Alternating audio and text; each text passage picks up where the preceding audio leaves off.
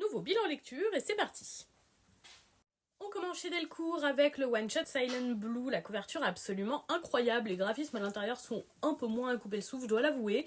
C'était quand même une histoire très très agréable à lire et que j'ai beaucoup apprécié, un one-shot assez mélancolique avec un sujet de fond autour de la plongée, franchement c'était très chouette à lire. Chez Kana ensuite, j'ai lu les tomes 13 et 14 de Togen Anki, un peu déçu par le 13e tome, des combats vraiment obstrués par des dialogues beaucoup trop longs et beaucoup trop présents, ce qui casse le rythme, c'est dommage. Heureusement, le 14e tome rattrape largement tout ça, a été super agréable à lire et j'ai hâte de voir les prochains affrontements qui sont annoncés dans ce tome.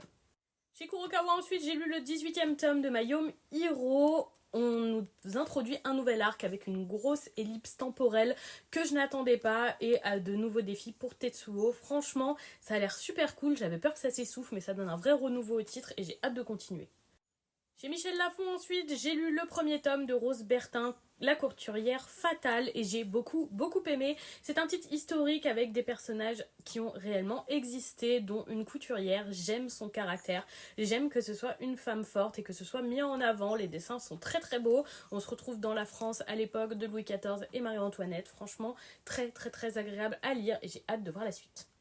Et voilà pour ce bilan lecture. Dites-moi si vous avez lu ces titres ou s'ils vous tentent.